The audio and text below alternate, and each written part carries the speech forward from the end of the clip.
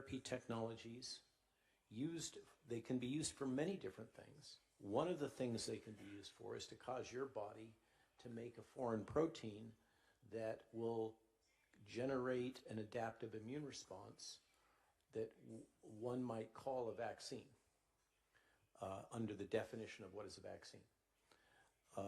Now you spoke about the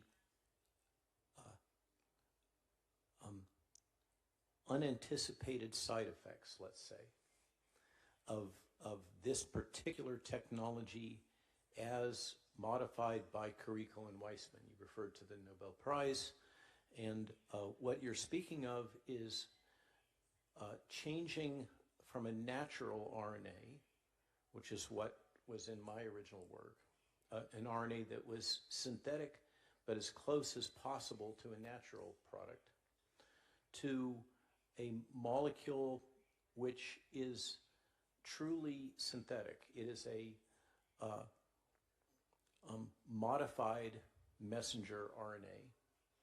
It's modified by the inclusion of a particular molecule called pseudouridine, and it's not just a natural pseudouridine, which it's present in many RNAs, pseudouridine is. It's placed in specific places, and one of the things that pseudouridine modification is used for by the cell, by our bodies, is to enable controlled frame shifting. It also changes the immune response to an RNA, the presence of pseudouridine, and it regulates how efficiently that RNA is turned into protein, and it regulates how long that RNA lasts in your body. When this modification was pioneered by Carrico and Weissman, and they filed a patent, they didn't imagine that this could be used for vaccine purposes. That came later. They were focused more on cancer, like your comment. But this became useful as the industry decided that this idea of using RNA as a drug and using it for vaccine purposes would be productive and profitable. One of the problems, as you point out correctly, with the use of pseudouridine in the way that it's used, which is to put it all over in the RNA molecule in a non-natural way, and they're not even using the natural pseudouridine, they're using a modified chemical version. So these are truly modified mRNAs. Is that, number one, it creates an artificial molecule, it's not really RNA, that lasts for a very long period of time, and data are suggesting it may last for many months in your body. So that's more like DNA and DNA-based gene therapy.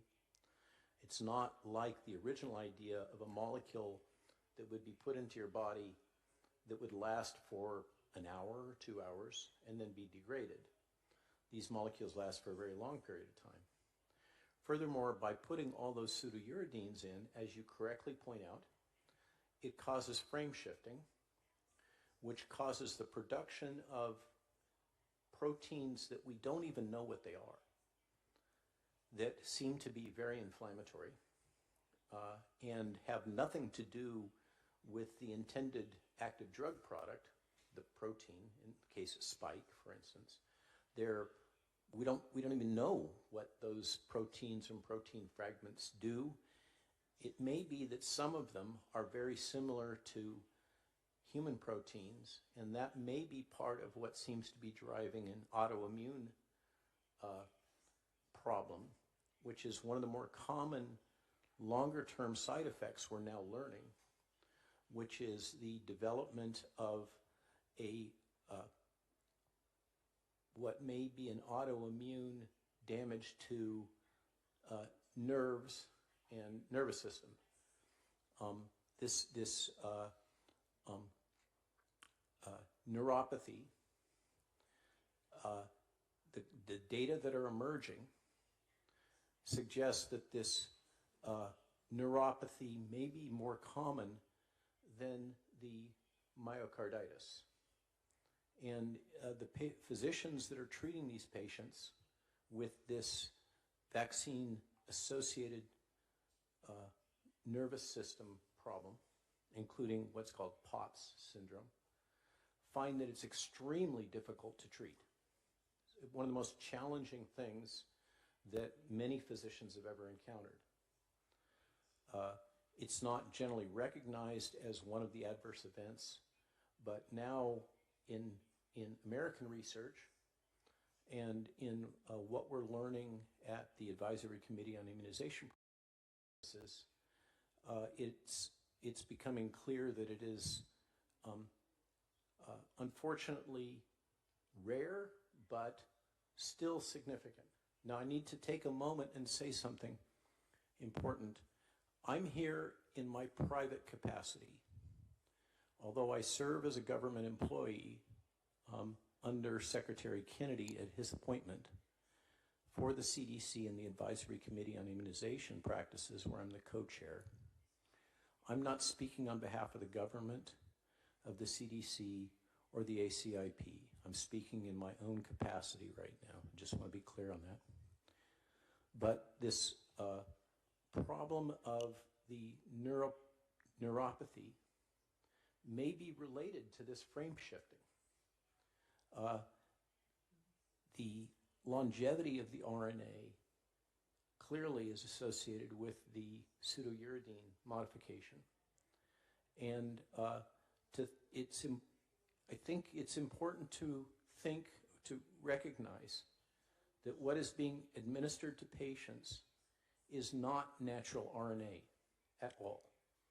It's a synthetic molecule that can be turned into protein like RNA does, but it is not RNA.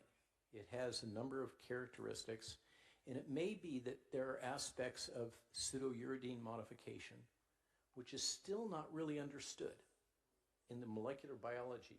The molecular biology of pseudouridine in the biochemistry is still an emerging science.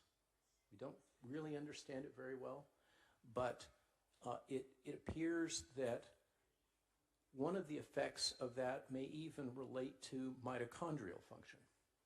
So we seem to have a number of things that, as you correctly point out, are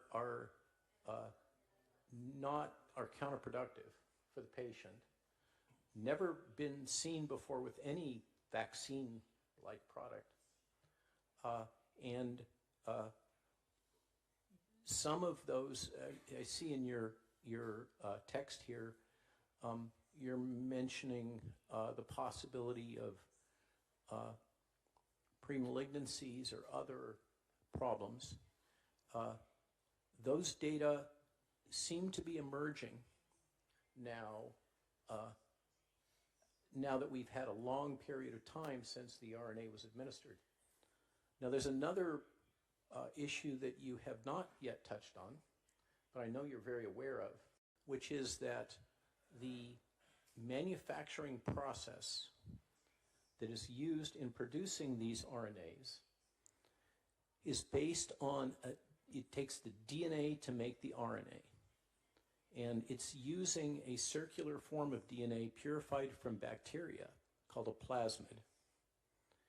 And the delivery system, the lipid nanoplex that's used to deliver the RNA into your cell, also delivers DNA. It was in fact first invented for DNA purposes, and then I adapted it for RNA purposes back in the late 1980s.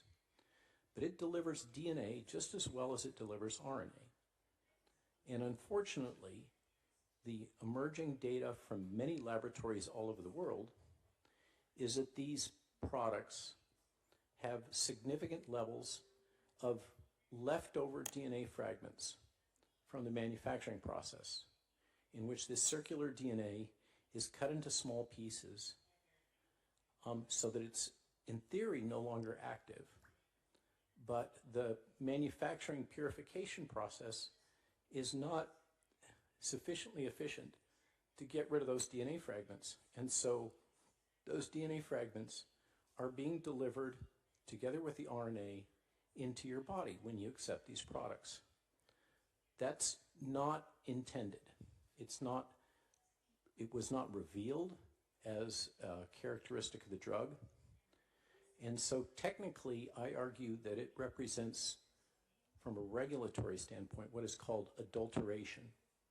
It's a contaminant in the product that isn't supposed to be there, wasn't revealed to be there. And as I mentioned, laboratories all over the world, including in EMA, have confirmed that this impurity is present. So why does that matter?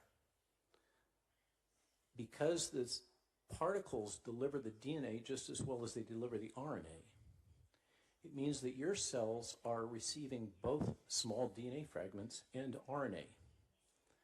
Unfortunately, small DNA fragments are what the technical term is highly recombogenic.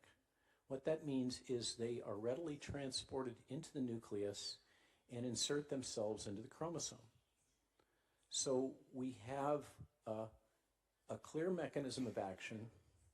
We have a clear documentation of contamination with these small DNA fragments. And we have a risk of genomic alteration associated with these products that was not anticipated.